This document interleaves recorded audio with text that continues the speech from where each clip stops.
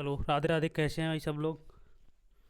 तो हम पढ़ेगा जो नाइन्थ का जो सिलेबस है मैथ का, वो उसके बारे में डिस्कस करेंगे। और कौन कौन से टॉपिक हमें पढ़ने हैं, कौन कौन से चैप्टर जो आपके दिए गए हैं सिलेबस में, वो हमें पढ़ना है। ठीक है।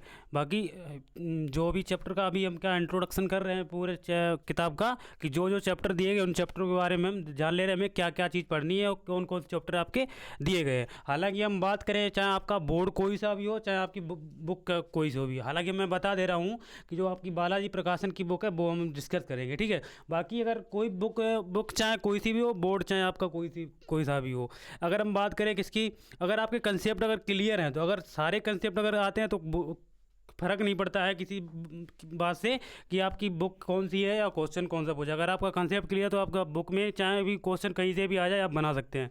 अगर आपके कंसेप्ट क्लियर नहीं हो सकते, चाहे बुक चाहे कौन सी भी प्रकाशन के लीजिए, आपको कोई फ़ायदा नहीं होने वाला उससे। तो हम पहले देखते हैं बालाजी प्रकाश। हालांकि हम बालाजी प्रकाशन की जो बुक चल रही है उससे अच्छी किताब है, अच्छे क्वेश्चन भी दिए गए और अच्छा सिलेबस है उसका, तो उसके बारे में हम जानते हैं। पहले अगर चैप्टर की अगर बात करें, नाइन्थ का जो सिलेबस है, ठीक है, मैथ का, तो अगर पहले अगर चैप्टर की बात करें तो पहला जो चैप्टर हो जाएगा वो कौन सा हो जाएगा आपका, जिसको क्या बोलते हैं, वास्तविक संख्या। पहले में क्या पढ़ना है, पहले चैप्टर में वास्तविक संख्या जिसको बोलते हैं रियल नंबर। दूसरे अगर चैप्टर की बात करें तो दूसरा चैप्टर में क्या पढ़ना है, वास्तविक संख्याओं के घातांक, यानी ये जो आपका पावर वाला जो पार्ट्स होता है, घातांक तथा करड़ी का। हालांकि कुछ बुकों में ये वाला चैप्टर नहीं दिया गया होता है, घातांक तथा करड़ी वाला, ये ये अलग से उसमें ऐड किया गया। हालांकि इस ये प्रकाशन की जो बुक है इसमें से कुछ भी नहीं बाहर छोड़ा गया है। हालांकि आप जब भी आफ्टर ऑल जब भी कंपटीशन एग्जाम की तैयारी करने जाएंगे या किसी भी गवर्नमेंट जॉब के लिए अप्लाई करेंगे, तो उसमें ये सारे टॉपिक से डायरेक्टली क्वेश्चन, छोटे छोटे क्वेश्चन पूछ लिए जाते हैं। हमें यही नहीं पता होता है रियल नंबर कहते कहते रियल नंबर के अंतर्गत कौन कौन से नंबर आते हैं। तो परेशान ना होइए, बिल्कुल एक बेसिक चीज़ें हर एक चीज़ को पढ़ेंगे। तो पहले में क्या पढ़ना पड़ेगा, वास्तविक संख्या। अगर बाहर जा रही है इंट्रोडक्शन उसका क्या होता है, वास्तविक संख्या के अंदर कौन कौन सी संख्याएं आती हैं या वास्तविक संख्या कौन सी कहलाती है। ठीक है। बाकी अगर दूसरे चैप्टर की अगर बात करें, दूसरा चैप्टर में क्या पढ़ना पड़ेगा, वास्तविक संख्याओं के घातांक पढ़ने पड़ेंगे। ठीक है। तीसरे अगर चैप्टर की बात करें तो क्या तीसरा चैप्टर है आपका परिमेयकरण। परिमेयकरण को बोलते हैं संयुग्मी गुणा जिसका किया जाता है, प्लस का माइनस, माइनस का प्लस होता है। चौथे अगर बात करें तो हम अलजेब्रा पढ़ेंगे। अलजेब्रा के अंदर जो भी सरसंख्याएं होती हैं, जैसे आपका ए प्लस बी का होल वर्ग, ए माइनस बी का होल, ए प्लस बी का होल वर्ग, वो चीज़ें हम पढ़ेंगे। ठीक है। चौथे अगर पाँचवें चैप्टर की अगर बात करें इसके आज आफ्टर की, तो क्या हो जाएगा, बहुपद, यानी कि पोलोनोमियल पढ़ेंगे और उनके जो फैक्टर किए जाते हैं गुणनखंड, उनके बारे में जानेंगे। ठीक है, वो चीज़ पढ़ेंगे। छठे अगर चैप्टर की बात करें तो गुणनखंड प्रमेय पढ़नी पड़ेगी। जो भी आपकी जो फैक्टराइज थ्योरम होगी उसके बारे में जानेंगे, उसमें क्या क्या चीज़ें दी हैं, क्या क्या क्वेश्चन बनेंगे, बिल्कुल वैसे तरीके से उसको डिस्कस करेंगे। सातवें अगर चैप्टर की बात करें तो क्या पढ़ना पड़ेगा, हमें रैखिक समीकरण पढ़ने के, लीनियर इक्वेशन के बारे में जानना पड़ेगा। दो चर वाले रैखिक समीकरण या लीनियर इक्वेशन, ये बात एक ही है। ठीक है। आठवें अगर चैप्टर की बात करें तो कोऑर्डिनेट ज्योमेट्री पढ़नी पड़ेगी जिसको बोलते हैं निर्देशांक ज्योमेट्री। नौवें अगर चैप्टर की बात करें यूक्लिड, जो वैज्ञानिक हुए यूक्लिड ने जो मैथ के बारे में जो भी प्रोसेस दिया उनके इंट्रोडक्शन के बारे में हम जानेंगे, उन जो ज्योमेट्री के बारे में जो उन्होंने बताया।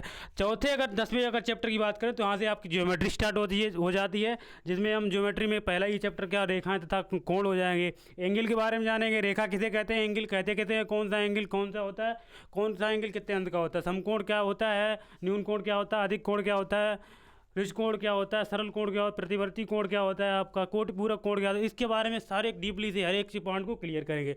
अगर 11वें चैप्टर की बात करें, हमें ट्रायंगल पढ़ना पड़ेगा जिसको बोलते हैं त्रिभुज। त्रिभुज में अगर देखा जाए तो त्रिभुज में बहुत सारे टॉपिक हो जाते हैं। एक एरिया से रिलेटेड आपका चैप्टर हो जाएगा। दूसरे अगर बात करें सरसामकता का चैप्टर हो जाएगा जिसमें कसौटियों के बारे में जानेंगे, यानी कि। और अगर बात करें 12 नंबर चैप्टर में, 12 नंबर चैप्टर आपको क्या पढ़ना पड़ा है, पैरेललोग्राम जिसको बोलते हैं चतुर्भुज।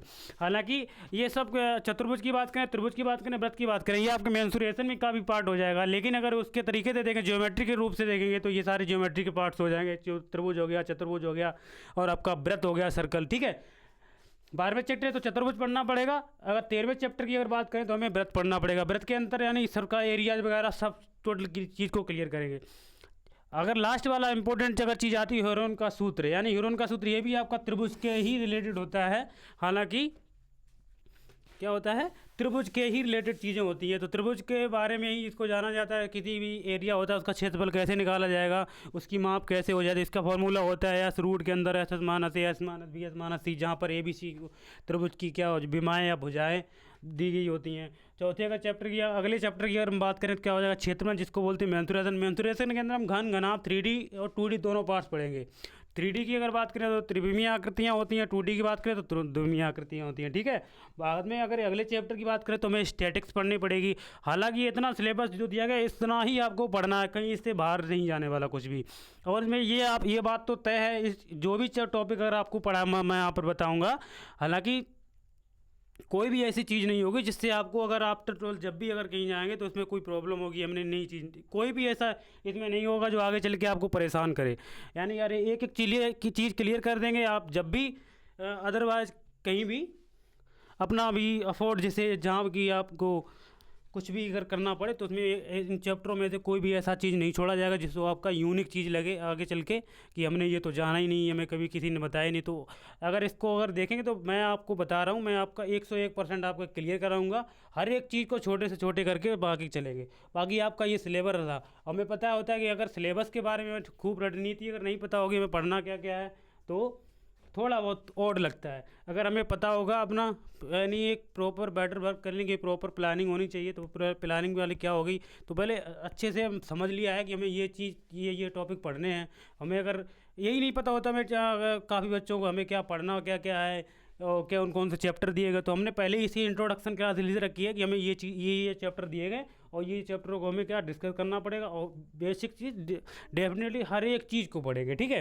बाकी ये इसका स्क्रीनशॉट लेना चाहिए। अब हम स्टार्ट करेंगे किसके, रियल नंबर के बारे में क्या पढ़ेंगे। पहले ही चैप्टर को स्टार्ट करते हैं, क्या हो जाएगा आपका वास्तविक संख्याएं। एक बार इसको पहली बार स्क्रीनशॉट लीजिए इसका।